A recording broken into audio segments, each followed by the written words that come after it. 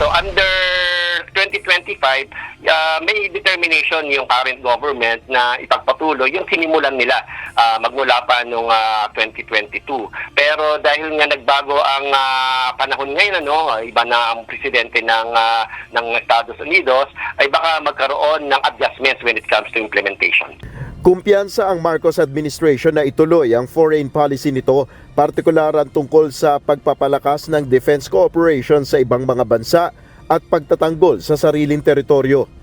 Ayon sa security analyst na si Professor Romel Banlawi, posibleng naghahanda na rin ang pamahalaan ng Pilipinas sa anumang pagbabago sa pulisiya ng Amerika sa napipintong pagbabalik ni US President-elect Donald Trump.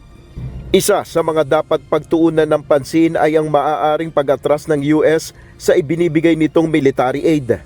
Implementations ng mga projects and programs, magkakaroon talaga tayo ng adjustments. Halimbawa, humihingi ang Pilipinas ng $500 million sa foreign military funding from the United States. Under the Trump administration, baka hindi na maibigay yan. Dahil para sa Trump administration ay money out yan from the coffers of the United States. Kaya naman ayon kay Professor Banlawi, hindi dapat umasa ng malaki ang Pilipinas sa Amerika pagdating sa suportang ibinibigay sa modernisasyon ng Armed Forces of the Philippines o anumang tulong sa defense at security ng bansa.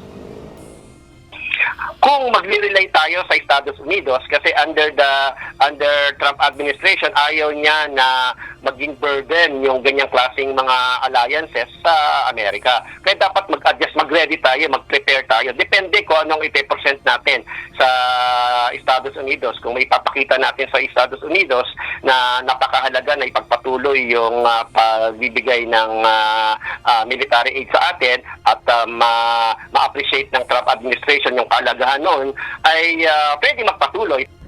Ayon pa kay Professor Banlawi, mapapansin na rin ang pagbabago sa relasyon ni na US President-elect Trump at Chinese President Xi Jinping. At merong importanteng change ngayon na nangyari na hindi naganap during the Trump 1 administration. Under the Trump 2 administration ay mas nag-improve yung relasyon, personal relationship ni President Trump at President Xi Jinping. Sa pagkapanalo ni Trump sa US elections, nagpahayag na ng paniniwala si Pangulong Ferdinand Marcos Jr. sa patuloy na magandang kooperasyon ng dalawang bansa pagdating sa iba't ibang larangan, lalo na sa seguridad at pang-ekonomiya. Nel Maribuhok, UNTV News and Rescue, Diyos ang aming sandigan, serbisyo publiko ang aming pinahalagahan.